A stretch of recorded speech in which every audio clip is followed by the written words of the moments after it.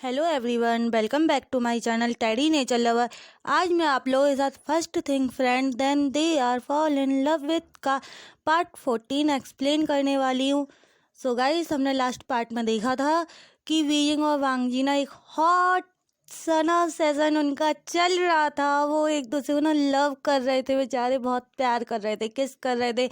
And उसी time पे ना लेन कुरेन और जियांग फैनमियांग उनके रूम पर आ जाते हैं और वांग जी ना डर जाता है इस बात से कि कहीं वो वीइंग को उससे दूर ना ले जाओ। वांग जी ना वीइंग को ना रूम में लॉक कर देता है और उसके बाद ना लैंड कुरैन और जियांग फैनमियांग ना बहुत ज़्यादा चिल्ला रहे थे और जियांग चैंग और लैंसो चैन भी वहाँ आ गए थे। और इसके बाद ना वीइंग ना जिद करके जबरदस्ती ना रूम से ना बाहर आ जाता है। वांग जी से कहता है कि वो लॉक खोल दे और वो ना बाहर आके ना बहुत तेज चिल्ला के कहता है कि मैं वांग जी से प्यार करता हूँ। और ये बात सुनकर ना सबके सब ना शॉक्ड थे। लेंसो चैन तो सोच रहे थे पता नहीं अब क्या होगा। आज का पार्ट हम अब स्टार्ट करते हैं। लास्ट पार्ट में हमने यहीं तक देखा था। लेंसो चैन तो ये सोच रहे थे कि पता नहीं अब क्या होगा, वीइंग ने ऐसा क्यों कह दिया, उसे शांत रहना चाहिए था। और वो ना बहुत ज़्यादा डर रहे होते हैं और जियांग चैंग ना कहता है वीइंग तुम चुप रहो, तुम अभी इस वक्त ना कुछ मत कहो और ना ही कुछ सोचो। और वांग जी ना डर की वजह से ना कि कहीं उसके अंकल वीइंग को ना कुछ कर ना दें, कुछ कह ना दें, वो ना वीइंग को ना अपने पीछे कर लेता है। और वीइंग ने ना वांग जी के ना दोनों हाथ पकड़ रखे थे, कसकर पकड़ रखे थे उसने दोनों हाथ वांग जी के। और वीइंग के ना सामने आ जाता है वांग जी और उसके ना सामने खड़ा हो जाता है। और वांग जी को ना वीइंग ने ना बहुत टाइट पकड़ रखा था उसके दोनों शोल्डर्स पर ना। वीइंग ने ना अपने दोनों हाथ वांग जी के दोनों शोल्डर्स पे ना इतना कस के पकड़े हुए थे, उसे बहुत डर लग रहा था। उसने कह तो दिया था कि वो वांग जी से प्यार करता है, लेकिन उसे ना अब ना बहुत डर लग रहा था कि कहीं उसे वांग जी से ना दूर ना कर दें। इस बात का ना उसको ना बहुत ज़्यादा डर लग रहा था। और तब ना लैन कुरैन इतने गुस्से में थे, वो ना वीइंग की तरफ देखते हैं और वांग जी ना जस्ट उसके सामने खड़ा था। वीइंग ना जस्ट वांग जी के पीछे खड़ा हुआ था और वो ना बहुत ज़्यादा टाइट पकड़ लेता है।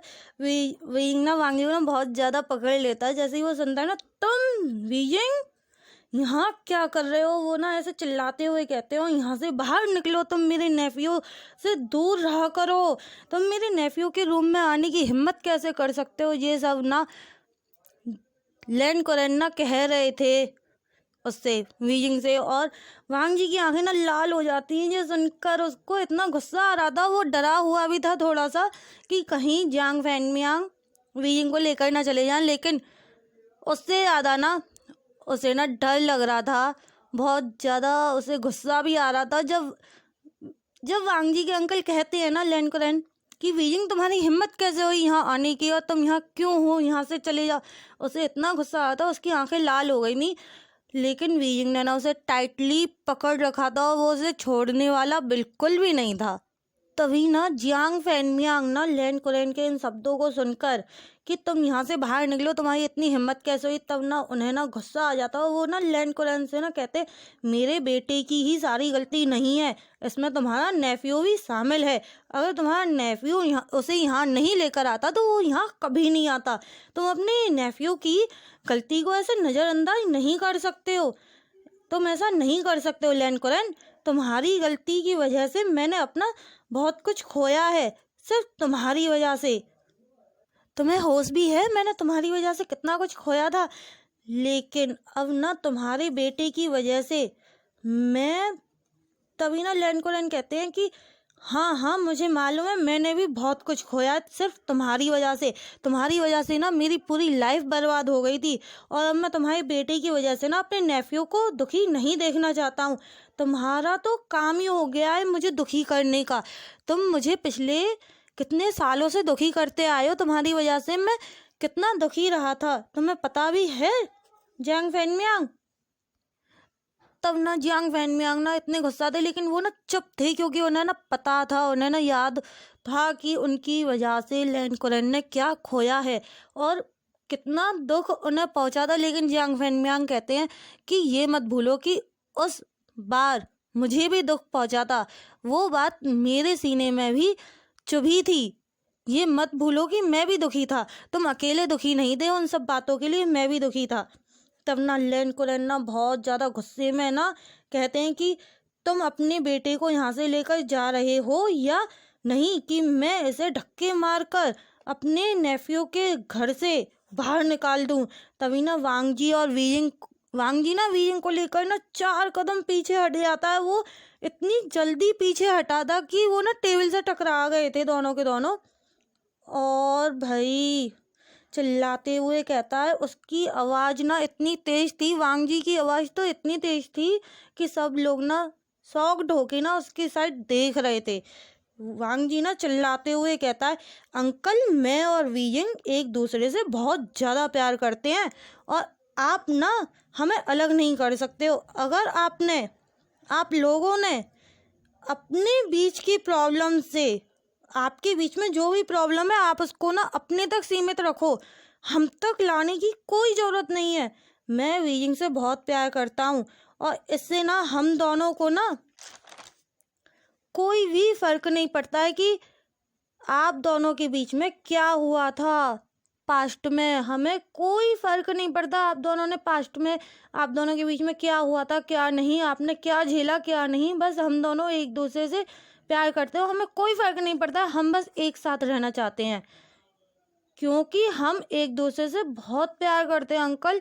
तभी ना वीजिंग भी ना बहुत डर चुका था ऐसे इन लोगों की ना लड़ाई देखकर। बहुत देर से ना इनकी ना बहस हो रही थी और उनको देखकर ना वो डर चुका था। लेकिन वो ना बहुत हिम्मत करके ना अपने डैड से कहता है, जियांग फैनमियांग से, आई एम सॉरी डैड, लेकिन मैं अब और ना नहीं झेल सकता हूँ, मैं वांग जी से अब दूर नहीं रह सकता हूँ। मैं बहुत साल तक उससे दूर रहा हूँ सिर्फ आपकी वजह से, लेकिन अगर मैं अब उससे दूर हुआ ना डैड तो मैं मर जाऊँगा। मुझे उससे दूर मत कीजिए, मैं उसके बिना 1 मिनट भी नहीं रह सकता हूँ डैड। ये कह के ना वो दोनों शांत हो जाते हैं। रूम में ना एक ऑकवर्ड साइलेंट हो जाता है क्योंकि उनकी बातों को सुन के ना इतना शॉक्ड थे लेन कुरन और जियांग फैनमियांग। और जियांग फैनमियांग ने जब सुना था ना कि वीजिंग बिल्कुल मरने की बातें कर रहा है, वो बिल्कुल भी दूर नहीं जा सकता है, तब तो इतना ज़्यादा वो शॉक्ड हो गए थे। वो अपने बेटे को ना ऐसे दुखी नहीं देखना चाहते थे और वो ना लेन कुरन से कहते हैं, देखो तुम्हारी बेटी की वजह से ना, तुम्हारे नेफ्यू की वजह से मेरा बेटा दुखी है, ना कि मेरे बेटे की वजह से तुम्हारा नेफ्यू। तभी ना जियांग यानली वहाँ पे ना आ जाती हैं। जियांग चैंग और लेंसो चैन तो वहाँ थे ही, लेकिन जियांग यानली भी ना वहाँ पे आ जाती हैं और वो मैडम यू को अपने साथ लाई थी, वो मैडम यू को अपने साथ लेकर आई थी।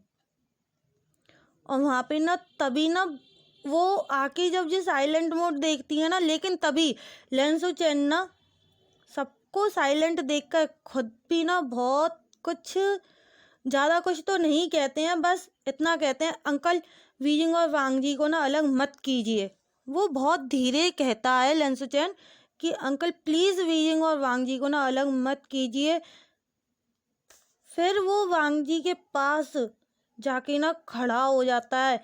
उनके साथ साथ ना वीजिंग की सिजे और सिचैन भी वीजिंग के पास जाके ना खड़े हो जाते हैं। तभी ना जेवोजुन कहता, अंकल आप लोगों को आपस में बात करके ना सब कुछ सॉल्व करना चाहिए।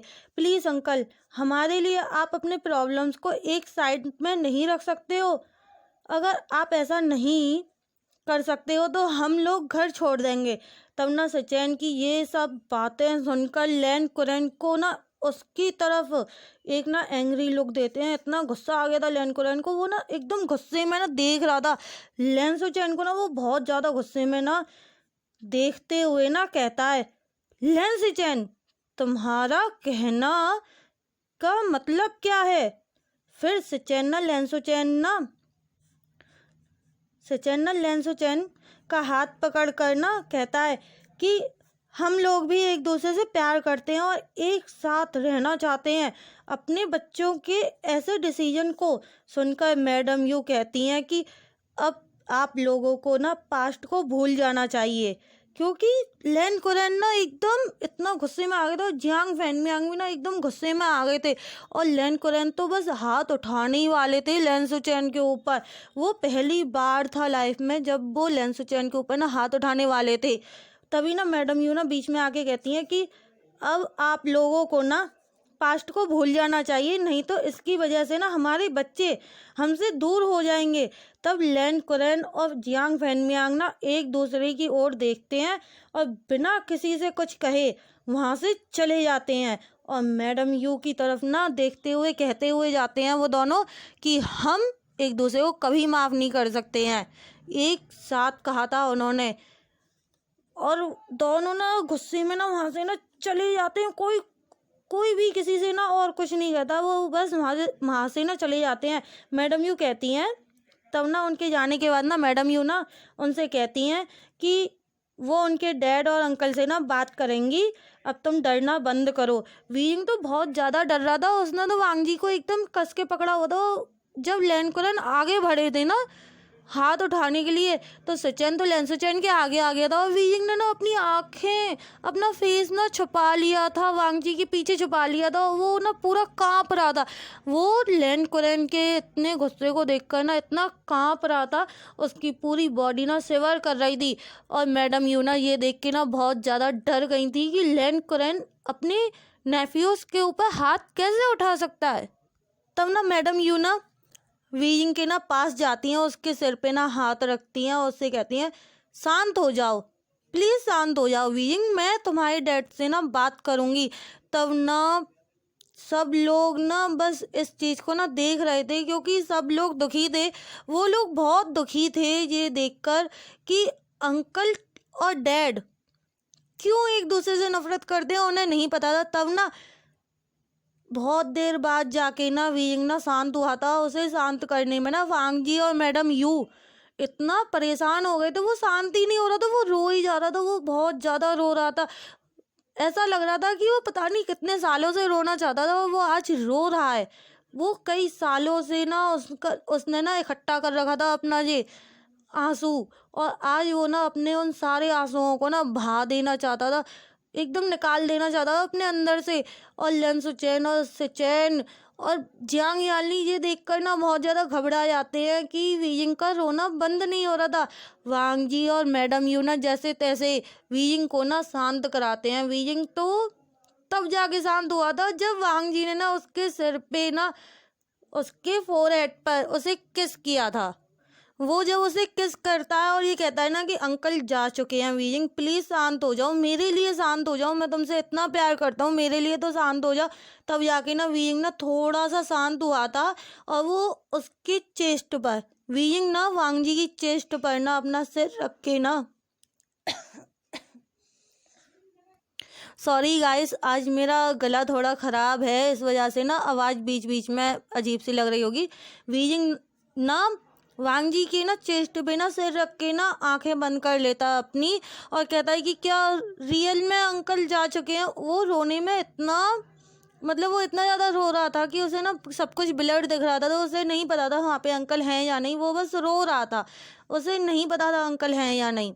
और वो ना वांग जी से पूछता है, तब ना लैन सुचैन कहते हैं कि हाँ अंकल जा चुके हैं। और लैन सुचैन भी ना बहुत ज़्यादा दुखी थे क्योंकि पहली बार लाइफ में ऐसा हो रहा था कि लैन कुरैन ना हाथ उठाने वाले थे लैन सुचैन के ऊपर। उन्होंने आज तक जब से उनके मॉम डैड एक्सपायर हुए हैं तब से ना लैन सुचैन पर लैन कुरैन गुस्सा तो करते थे, उन्हें कुछ रूल्स थे जो वो उन्हें बहुत अच्छे लगते थे और वो गलती करने पर ना लेकिन कभी भी हाथ नहीं उठाते थे, वो सजा देते थे, लेकिन उन्होंने कभी हाथ नहीं उठाया उनके ऊपर। आज वो ना थप्पड़ मारने वाले थे लैन सुचैन को, और सुचैन ना बस लैन सुचैन के दोनों हाथों को पकड़ के उसे हक करके ना बैठा हुआ था वहाँ पे। और मैडम यू ना बिल्कुल भी मना नहीं कर रही थी इन सबको देख, ये सब चीज़ें देखकर ना मैडम यू को ना बिल्कुल भी ऐसा नहीं लग रहा था कि उनके बच्चे कुछ गलत कर रहे हैं। इस मैडम यू को ना अच्छा लग रहा था ये देखकर कि उनके बच्चे आपस में एक दूसरे से कितना प्यार करते हैं, वो एक दूसरे को कितना सपोर्ट करते हैं, ये देखकर ना उन्हें ना बहुत अच्छा लग रहा था मैडम यू को। और जब वीइंग शांत हो जाता है ना तब ना मैडम यू कहती हैं कि तुम लोग बिल्कुल भी चिंता मत करो वीइंग, प्लीज़ मेरी बात सुनो, तुम बिल्कुल भी चिंता मत करो। मैं तुम्हारे डैड से और वांग जी से, वो कहते हैं कि मैं तुम्हारे अंकल से बात करूँगी और मैं पता करने की कोशिश करूँगी पास्ट में ऐसा क्या हुआ था। तब ना मैडम यू की कही हुई इस बात को सुनकर ना सब लोग ना मैडम यू की तरफ देखने लगते हैं और सेजे ना बहुत हिम्मत करके कहती है कि मॉम आपको रियल में नहीं पता इनके बीच में पास्ट में क्या हुआ था। तब ना मैडम यू कहते हैं कि रियल में मुझे नहीं पता है यानली कि इनके बीच में पास्ट में क्या हुआ था, क्यों ये एक दूसरे से नफरत करते हैं, मुझे कुछ भी नहीं पता है। और मैं तुम लोगों को एक बात और बताना चाहती हूँ कि वीजिंग मेरा सगा बेटा नहीं है, तुम दोनों में से यानली तुम भी मेरी बेटी नहीं हो अपनी खुद की, बस सचैन मेरा बेटा है।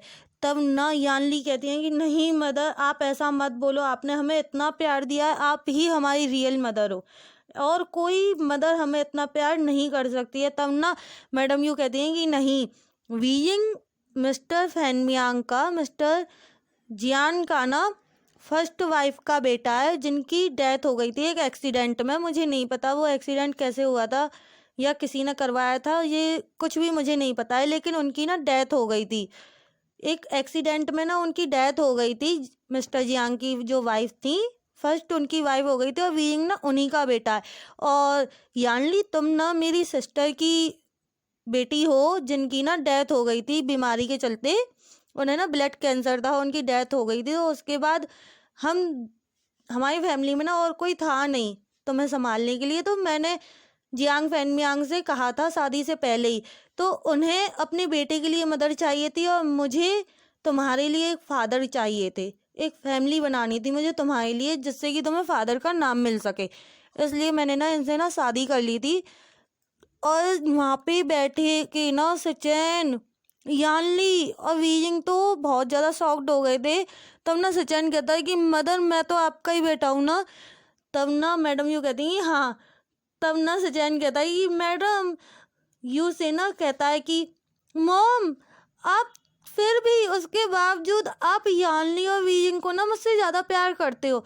और सचैन की यह बात सुनकर ना सब लोगों की ना थोड़ी सी हल्की सी ना हंसी निकल जाती है कि क्या सचैन तुम उनके खुद के बेटे हो, उसके बावजूद वो है क्या वीजिंग और यानली को ज़्यादा प्यार करती हैं, तुम ब्लेम कर रहे हो उन्हें। और सचैन ना शिकायत करते हुए कहता है कि हाँ मॉम, आप ना हमेशा से ना वीजिंग को ना मुझसे ज़्यादा प्यार करती आई हो, वो आपके लिए ज़्यादा इम्पोर्टेंट था, आप हमेशा उसकी हर बात मानते हो, उसकी हर जिद पूरी करते हो।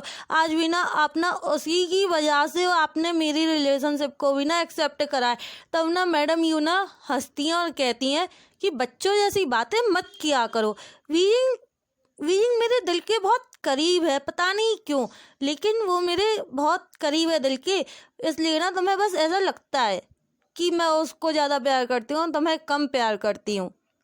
इसके बाद ना मैडम यू ना जियांग यानली को लेके ना अपने साथ चली जाती हैं और वीजिंग से और सचैन से ना कह के जाती हैं कि आज तुम दोनों घर मत आना। और वांग जी और लेन सचैन से कहती हैं कि इन दोनों का प्लीज़ ध्यान रखना, ये दोनों घर ना आए आज, नहीं तो मुझे नहीं पता वो क्या करेंगे, मेरे हस्बैंड इनके साथ क्या करेंगे, मिस्टर जियांग इन्हें पनिशमेंट भी कर सकते हैं। और प्लीज़ अपना डोर भी बंद रखना, ओपन मत करना। मैं कोशिश करूँगी उन्हें समझाने की, मैं उन लोगों से ना बात करूँगी, उन्हें समझाने की कोशिश करूँगी। और ऐसा कह के ना मैडम यू ना वहाँ से चली जाती हैं। अब वहाँ पे ना सिर्फ वांग जी, वीजिंग और लेन सचैन और जियांग चेंग वहाँ पे रह गए थे। वांग जी के डोम पे ना अब ये चारों रुके हुए थे। तभी ना वांग जी ना अपने ब्रदर को बात करने के लिए ना बालकनी में लेकर आता है और पूछता है, ब्रदर क्या आप मुझ पर विश्वास नहीं करते हैं? जो आपने मुझे अपनी रिलेशनशिप के बारे में पहले कुछ भी नहीं बताया, क्यों नहीं बताया आपने? तब ना लेन सचैन कहते हैं, वांग जी ऐसा नहीं है, मैं तुम्हारे ऊपर अपने आप से भी ज़्यादा भरोसा करता हूँ, लेकिन मैं ना तुम्हें और वीजिंग को ना बिल्कुल भी डिस्टर्ब नहीं करना चाहता था। और जैसे ही मैं बताना चाहता था, मैंने जब जब तुम्हें बताने की कोशिश करी तब ना कोई प्रॉब्लम हमारे सामने आ गई। जैसे ही कुछ दिन पहले वो वीडियोस अपलोड होना और आज डैड का और अंकल का यहाँ आना, दोनों अंकलों का यहाँ पे आना बहुत ज़्यादा शॉकिंग है। मेरे को समझ में नहीं आ रहा है। मुझे लगता है कि कोई है जो नहीं चाहता है कि तुम और वीजिंग रिलेशनशिप में रहो। तब ना लेंसुचेन ना कहते हैं कि वांग जी, अगर तुम्हें अच्छा नहीं लगा है तो मुझे माफ़ कर देना। और तुम इतने परेशान थे ना कि मैं कह ही नहीं पाया तुमसे। तुम्हें ऐसा लग रहा था कि अंकल को अगर पता चल गया तो वो तुम्हें ना फिर से वीजिंग से ना अलग कर देंगे, और इस वजह से ना मेरे ना कुछ समझ में नहीं आ रहा था। वांग जी, मुझे माफ़ कर दो। मैंने तुम्हें पहले नहीं बताया, लेकिन आज की सिचुएशन को देखकर जब मुझे लगा ना कि अंकल तुम दोनों को अलग करने वाले हैं और वो तुम दोनों को अलग ना करें, मुझे लगा कि मैं अगर अपनी रिलेशनशिप के बारे में बता दूंगा तो शायद अंकल सोचेंगे। लेकिन उनका रिएक्शन देखकर तो मैं बहुत ज़्यादा शॉक्ड हूँ। सॉरी वांग जी, मुझे माफ़ कर देना। अगर तुम्हें मेरी वजह से ना हर्ट हुआ हो, तो मैं ठेस पहुँची हो ना मेरी वजह से, तो प्लीज़ वांग जी मुझे माफ़ कर देना। मैं नहीं चाहता था तुम्हें दुखी करना, मुझे माफ़ कर देना वांग जी। तभी ना वांग जी कहता है, इट्स ओके भाई, और आपको ना मुझसे माफ़ी मांगने की कोई ज़रूरत नहीं है का। वहीं ना दूसरी ओर वीजिंग ना सिचेन से कहता है, तुम्हें ऐसा करने की क्या ज़रूरत थी सिचेन? तुमने मुझसे छुपाया अपने भाई से। क्या तुम मेरे ऊपर ट्रस्ट नहीं करते हो? जो तुमने मुझसे इतनी बड़ी इम्पोर्टेंट बात छुपाई। और वो उसे ना टीस करते हुए कहता है कि तुम दोनों रिलेशनशिप में हो, तो इसका मतलब क्या तुमने उसके साथ सब कुछ किया है? वीजिंग की इन सेमलेस बातों को ना सुनकर ना सचैन के ना दोनों चीक्स और दोनों कान ना इतने रेड हो गए थे, वो ना गर्म हो गए थे और लाल हो गए थे, और उसको ना गुस्सा आ जाता है कि वो सचैन ना वीजिंग से कहता है, वीजिंग तुम चुप रहो। लैन वांग जी तुम जैसे सेमलेस पर्सन से कैसे प्यार कर सकता है, मुझे तो ये समझ में नहीं आता है। और तभी ना उन दोनों को ना मतलब सिजे ना वहाँ वापस आ जाती हैं और कहती हैं, तुम दोनों शांत हो जाओ, तुम दोनों ने ही मुझे नहीं बताया। और वो ये सब एक पाउटी फेस के साथ ना उनसे कहती हैं। तब वो दोनों ना कहते हैं कि पिकॉक के साथ डेट पर जाने से टाइम मिलता तब। और ये बात ना वीजिंग ने और सचैन ने ना एक साथ कही थी। वो दोनों ना एक साथ बोले थे। जियांग चैंग और वीजिंग ने ना एक साथ कही थी कि सिस्टर, आपको पिकॉक के साथ डेट पर जाने से टाइम मिलता तब हम आपको बताते। अब आप लौट कर किस लिए आई हो, ये बताओ। एक साथ बोलते तब ना उनकी सेजे कहती हैं, मेरे पास ना तुम दोनों के लिए ना हमेशा टाइम रहता है। तुम दोनों को मेरी वजह से ना दुख हुआ है तो मुझे माफ़ कर दो। वो ऐसा कहकर ना तीनों ना एक दूसरे को ना हक करते हैं, और फिर ना जियांग जानली ना कहती हैं कि मैं हक करना भूल गई थी, तो मैं इसलिए लौट कर आई थी। और वो दोनों ना हंसते हैं, जियांग चैंग और वीजिंग ना इस बात पे ना स्माइल करते हैं। तो सजे को ना अच्छा लगता है, और फिर वो कहते हैं कि मेरा पर्स रह गया था इसलिए मैं लौट कर आई थी, और मैं देखने जा रही थी तुम दोनों कर क्या रही हो, और कुछ नहीं। और वो वहाँ से ना चली जाती है। वांग जी और जेवुजुन भी ना वहाँ से ना बाहर हमारा इंतज़ार कर रहे होंगे, ऐसे कह के ना आ जाते हैं। वो रूम से बाहर आ जाते हैं वीजिंग वांग जी के पास, और सचेन जेवुजुन के पास जाके ना बैठते हैं। सजे तो वहाँ से जा चुकी थी, तो उसका तो कोई मैटर ही नहीं है। तो वांग जी ना खड़ा होता है और कहता है कि मैं सभी के लिए ना पीने के लिए ना कुछ लेकर आता हूँ।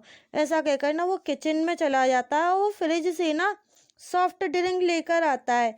सॉफ्ट ड्रिंक देख के ना वीजिंग का तो मुंह बन जाता है उसका, इतना वीजिंग का ना सॉफ्ट ड्रिंक देख कर ना मुंह बन जाता है। तब ना वांग जी ना उन सॉफ्ट ड्रिंक को ना जो वीजिंग के लिए वो लेकर आया था एक बोतल, और जियांग चैंग के लिए वो जो लेकर आया था एक बोतल, उसे ना वापस ले जाता है, और उन दोनों के लिए ना बियर लेकर आता है। तभी ना जेवुजुन कहते हैं कि मैं भी आज बियर पीना चाहता हूँ, वांग जी मेरे लिए भी बियर लेकर आओ। वांग जी तो अपने भाई की इन शब्दों को सुनकर बहुत ज़्यादा शॉक्ड हो जाता है, और वो ना कहता है कि गा रियल में आप ड्रिंक करना चाहते हो? तब ना जेवुजुन कहते हैं कि हाँ मैं ड्रिंक करना चाहता हूँ। आज बहुत दुखी हूँ, एक तरीके से मैं आज ड्रिंक करके देखना चाहता हूँ। ये भी तो कर रहे हैं ना, तो मुझे देने में क्यों ऐसे कह रहे हो वांग जी? क्या मैं ड्रिंक नहीं कर सकता हूँ? तब ना वांग जी कहता है कि नहीं नहीं ब्रदर, मेरा ऐसा कोई मतलब नहीं था कहने का, मैं लेकर आता हूँ। तब ना वांग जी ना उन सॉफ्ट ड्रिंक को तो रखाता है, वो अपने लिए भी ना बियर लेकर आता है और वो ना सबको ना सर्व करता है।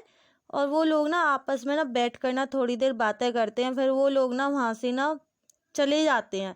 लेंसुचैन और जियांग चैंग ये दोनों ना वहाँ से ना चले जाते हैं और वीजिंग और वांग जी ना वहाँ पे ना अकेले रह जाते हैं। इसके बाद ना कुछ दिन स्किप करके ना कॉलेज का सीन दिखाया जाता है। यहाँ सभी के ना एग्ज़ाम कंप्लीट हो चुके थे और नेक्स्ट सेमेस्टर स्टार्ट होने से पहले ना उनके ना जो ईयरली एग्ज़ाम होते हैं, फाइनल एग्ज़ाम, वो हो चुके थे उनके। और नेक्स्ट सेमेस्टर स्टार्ट होने से पहले ना 1 मंथ की मतलब छुट्टी थी, वीकेंड पे ना वो सभी ना अपने अपने घर जाने वाले थे। लेकिन वीइंग और वांग जी ना एक दूसरे से अलग नहीं होना चाहते थे।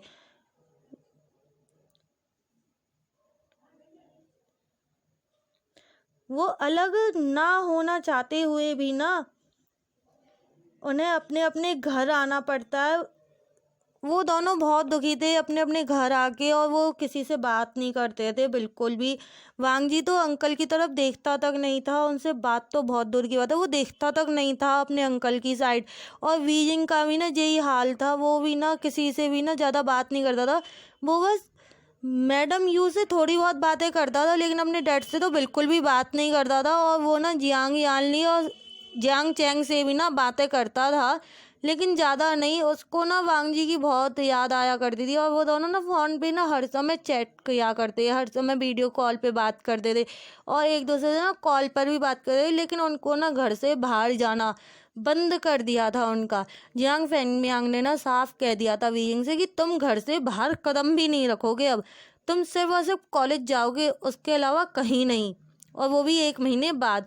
ऐसे ही ना लैंड कुरैन ने भी ना वांग जी से ना मना कर दिया था कि तुम भी घर से बाहर कदम नहीं रखोगे और तुम सीधा कॉलेज जाओगे, वो भी 1 महीने के बाद। और उन्होंने सिर्फ वांग जी पे नहीं, लेंसो चैन से भी मना कर दिया था और जियांग चैंग से भी ना मना कर दिया था जियांग फेंगमियांग ने। और इस वजह से ना सिजे ना बहुत ज़्यादा परेशान थी, वो भी ना जिन जियोसिन से ना मिलने नहीं जाती हैं क्योंकि उनके भाई बहुत ज़्यादा दुखी थे। ओके गाइज, आज का पार्ट मैं यहाँ ही एंड करती हूँ, क्योंकि पड़ोस में ना पता नहीं कौन है, ये लोग ना बाहर से आके रह रहे हैं, पता नहीं कौन है, किराएदार हैं ये पड़ोस में। और इनके घर से ना ऐसे ही लड़ने की रोज़ आवाज़ आती है। मैं बहुत ज़्यादा परेशान हो गई हूँ, ये ना सुबह से लड़ रहे हैं, मुझे नहीं मालूम किस बात पे लड़ रहे हैं, मेरे को तो पता ही नहीं है। ओके गाइस, आप प्लीज़ इन आवाज़ों को ना इग्नोर कीजिएगा, प्लीज़ प्लीज़ प्लीज़ इग्नोर कीजिएगा। और मुझे बताइएगा कि आज का पार्ट आपको कैसा लगा, और अगर आपको आज का पार्ट अच्छा लगा हो तो मेरे चैनल को सब्सक्राइब, मेरी वीडियोस को लाइक शेयर और कमेंट जरूर कर दीजिएगा। Tata bye bye, take care. Hello.